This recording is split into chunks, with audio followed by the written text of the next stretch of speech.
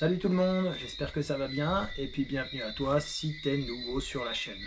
Alors déjà avant de commencer cette vidéo, je voulais m'excuser pour le fond sonore que vous entendez. Il faut savoir que là je tourne en soirée, donc la nuit tombée, et c'est tout simplement les bruits de la nature que vous avez en Guadeloupe une fois la nuit tombée. Donc voilà, on n'a pas le choix, on va faire avec. Aujourd'hui on parle de ça. Est-ce que vous savez ce que c'est que ça ? Eh bien, c'est tout simplement le capteur de pression que vous avez tous et toutes dans les roues de vos motos BMW équipées de l'affichage de la pression des pneus au tableau de bord. Alors, qu'est-ce que vous avez là-dedans? Vous avez déjà tout simplement cette partie-là, qui est la partie valve.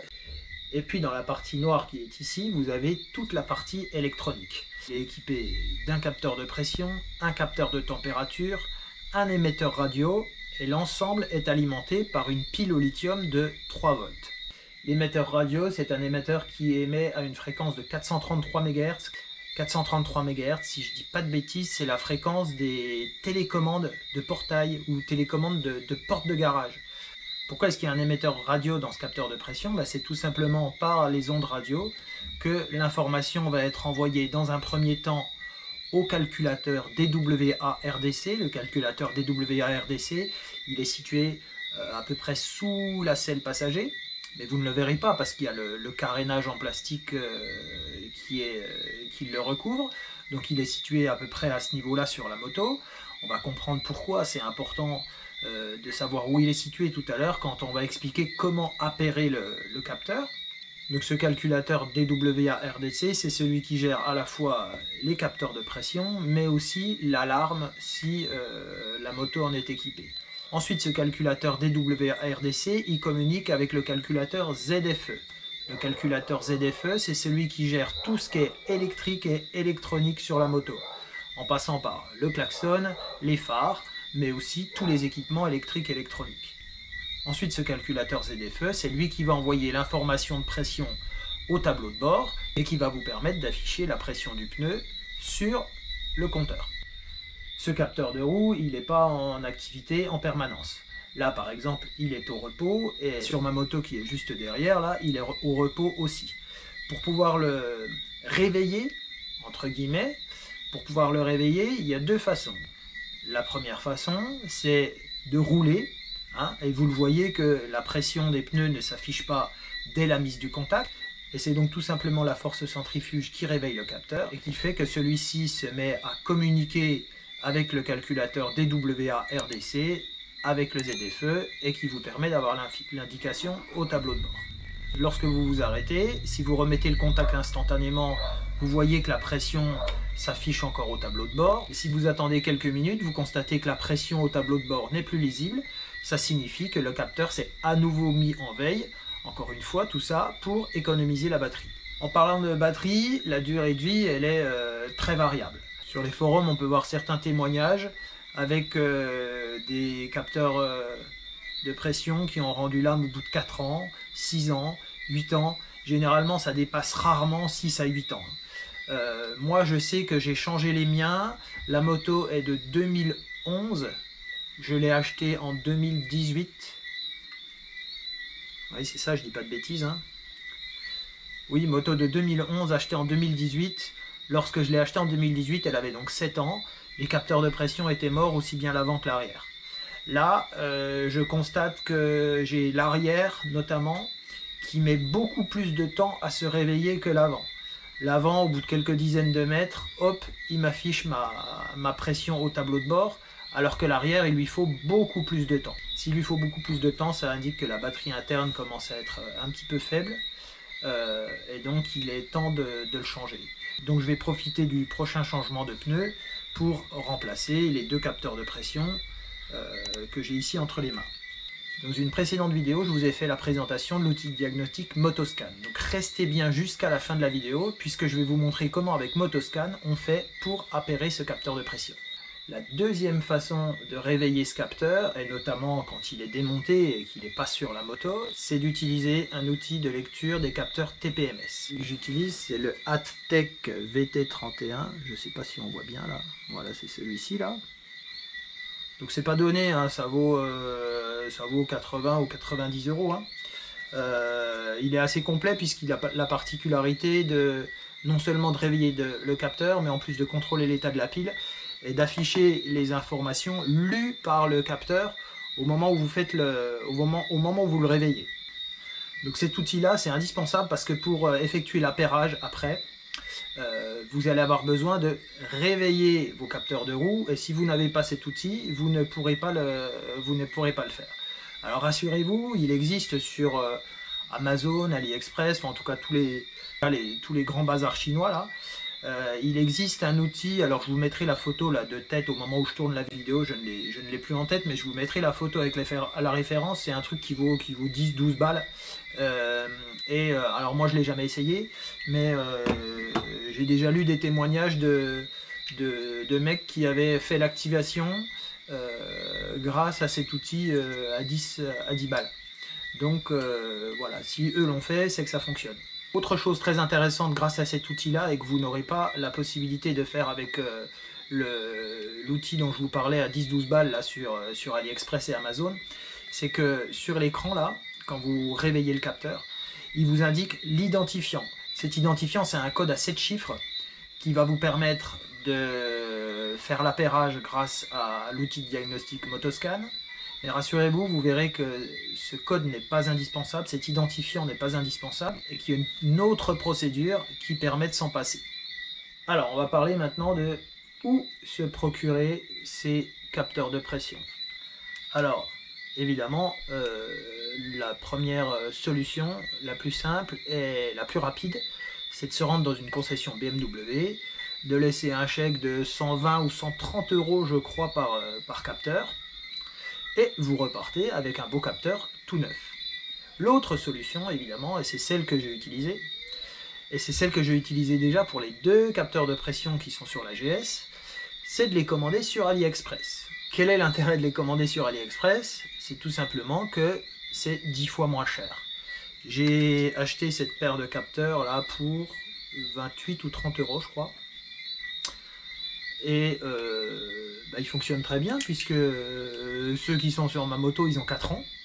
4 ans, on a déjà vu des capteurs BMW qui ne tenaient pas 4 ans. Donc pour moi, la qualité n'est même pas à discuter. 4 ans, 30 balles pour tous les 4 ans, moi ça me va. Alors en plus là, ce vendeur, ça n'était pas le cas sur mes capteurs précédents, mais ce vendeur, il est sympa parce qu'il se dit que peut-être tout le monde n'a pas cet outil à 90 balles là, et que peut-être certains ont juste le petit appareil pas cher vendu aussi chez le même vendeur. Et donc ce vendeur, il est sympa parce qu'il vous met une petite étiquette. Alors je sais pas si on voit. Bref, de toute façon, il vous met une petite étiquette ici avec le code à 7 chiffres. Et donc j'ai sur chacun de mes capteurs une petite étiquette avec le code à 7 chiffres. Et donc une fois que vous avez ce code, vous allez voir, l'appairage il est hyper rapide, en quelques clics c'est fait. Donc là cette fois-ci, ce qu'on va faire, c'est qu'on va vérifier que les codes qui m'ont été notés par le vendeur correspondent bien au code lu par l'appareil ATEC VT31.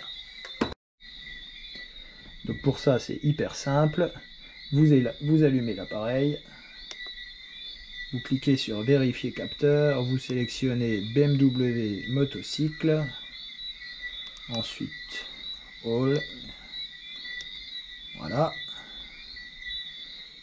vous mettez le capteur là devant et vous appuyez ici sur le petit bouton qui ressemble au symbole Wi-Fi. Voilà.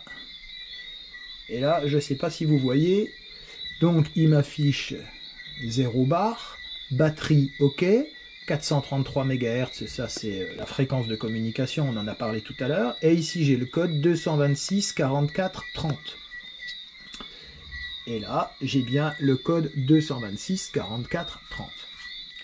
Voilà, si je fais cette même opération sur la moto maintenant, donc je vais filmer le tableau de bord, pendant que je vais activer le capteur de roue, et vous allez voir que la pression va s'afficher sur le tableau de bord. Donc j'allume le contact.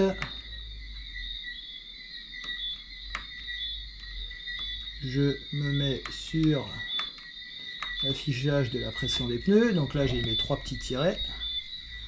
Ça veut dire que le capteur est endormi. Et donc là j'approche mon appareil de la valve de la roue avant et je vais le réveiller.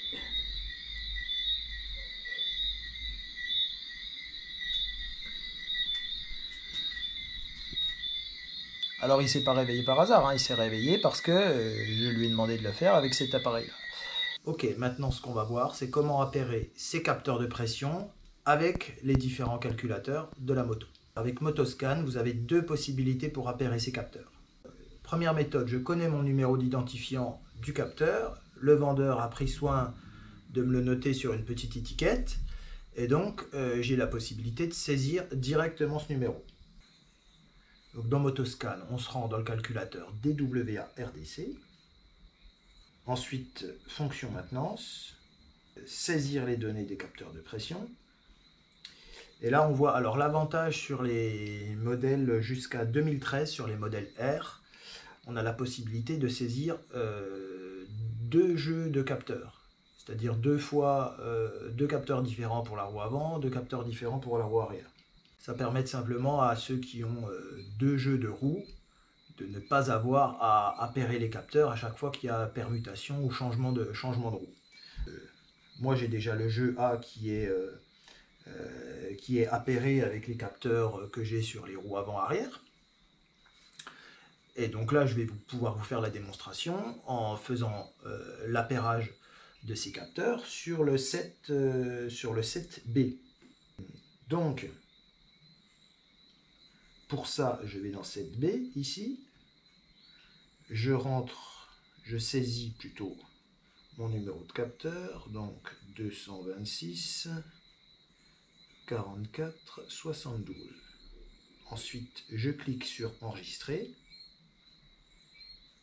Ah oui, parce qu'en fait, il faut rentrer les 2 capteurs pour que ça fonctionne. Donc je rentre aussi le 2e capteur, j'effacerai après.